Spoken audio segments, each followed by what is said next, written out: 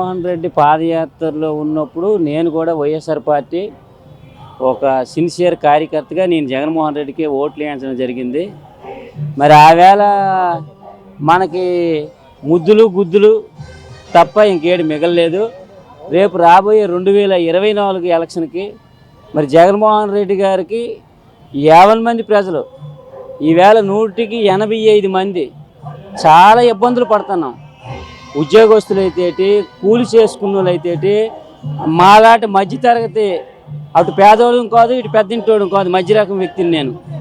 మాకైతే 3 ఎకరాలు ఉందండి, రేషన్ కార్డు లేకపోవడం, మా పిల్లలకి అమ్మఒడి, తర్వాత పొదుపులో నుండి మహిళలకు కూడా లోకల్ క్యాడర్ ఇబ్బంది పెట్టి చాలా ఈ 4 సంవత్సరాలు మేము ఫేస్ చేసి మరి ఆ పార్టీలు ఉండలేక ఈవేళ తెలుగుదేశం పార్టీకి గెలిపించడానికి కంకణం కట్టుకొని ప్రతి పల్లెటూరులోన 100 ఓట్లకి 77 మంది ఈవేళ చంద్రబాబు నాయుడు గారు గెలిపించి 2024లోన ముఖ్యమంత్రిగా కొనసాగించాలని, ఇది ప్రజా తీర్పు. జగన్మోహన్ రెడ్డి పథకాలు ఇచ్చినా, వాలంటీర్లు వెనక తిరిగినా, నెక్స్ట్ రేపు ఎలక్షన్లోనైతే నాకు తెలిసి ఈ ఎలక్షన్లోనే 35 నుంచి 40 సీట్ల మధ్యనే వైఎస్ జగన్మోహన్ రెడ్డికి వస్తాయి తప్ప ఉన్ని సీట్లు మొత్తం పవన్ కళ్యాణ్ అటు చంద్రబాబు నాయుడు గారి కలిసిన ఈ 2 పార్టీలకే పట్టం కడతారు ప్రజలు. అందుకు మరి ఇంకా దీనిలో చెప్పుకోవడానికైతే ఏమీ ఉండదు. యావత్ ప్రజానీకం అందరూ తెలుగుదేశం కోసం ఎదురు చూస్తున్నారు. దాంట్లో నేను ఒక వ్యక్తినేని.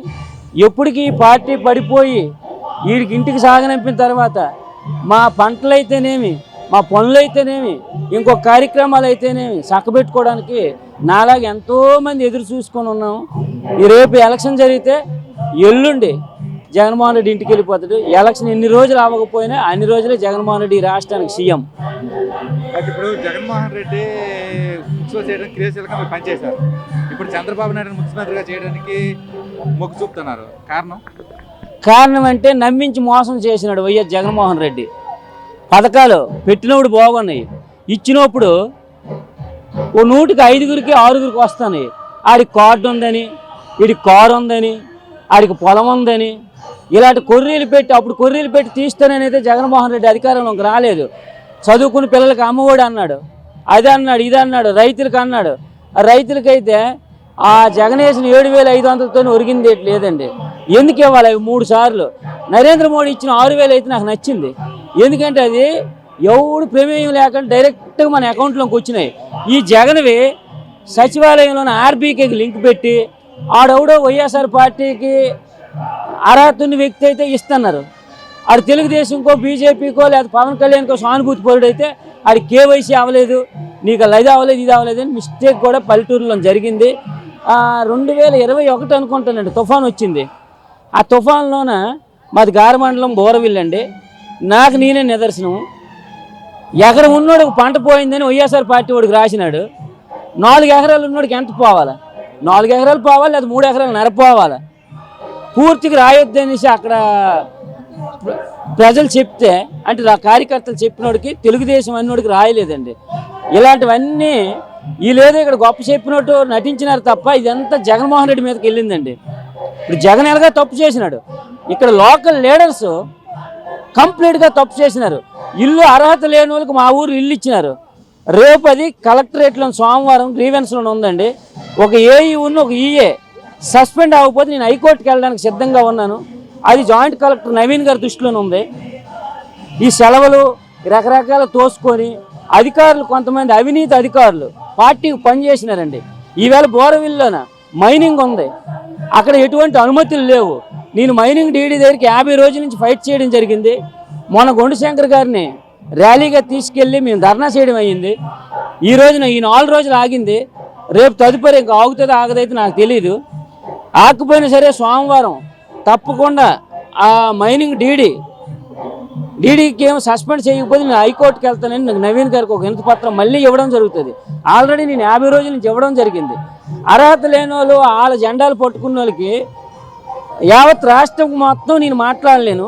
బోరవిల్లి వరకు వస్తే నా నాలెడ్జ్లోనికి హౌసింగ్ టోటల్గా కంప్లీట్ దుర్వినియోగం అయింది. పెన్షన్స్ దుర్వినియోగం అయినాయి. ఈ మైనింగ్ పూర్తిగా దుర్వినియోగం.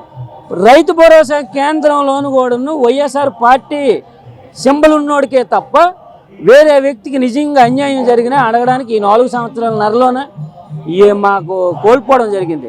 అందుకు చంద్రబాబు నాయుడు కంకణం కట్టుకొని గెలిపిస్తే మళ్ళీ అతను సంపద సృష్టించిన వ్యక్తి కాబట్టి మా పిల్లలకైనా మంచి భవిష్యత్తు వస్తుంది. మరి నాకంటే ఇప్పుడు 45-48 మధ్యన అయిపోయింది కాబట్టి నాకు మరి భవిష్యత్తు అంటే మన తల్లిదండ్రులు ఇచ్చిన ఆస్తే తప్ప రాజకీయ భవిష్యత్తు అయితే మరి ఇటు ఉండదు. నేను గట్టిగా పని చేస్తే నా గ్రామానికి నేను ప్రెసిడెంట్ని అవ్వగలను, కానీ నేను ఇంకొక ఎమ్మెల్యేనో ఇంకొక ఆ స్థాయి అయితే నాకు లేదు. కాబట్టి నేను నా గ్రామం కోసం బోల్డ్ చెరువులు కప్పేసి అవి ఆక్యుపై చేసుకోనండి వైఎస్ఆర్ పార్టీ వాళ్ళు. నేను వాటన్నింటి మీద గొండుశంకర్ ఆధ్వర్యంలో రేపు 2024లోన ఎమ్మెల్యేగా గొండుశంకర్ని చూడాలని, సీఎంగా చంద్రబాబు నాయుడు చూడాలని, నేను నా ఊరికి బాగు చేయాలని నేను చాలా ముందు చూపుతో నడుస్తాను.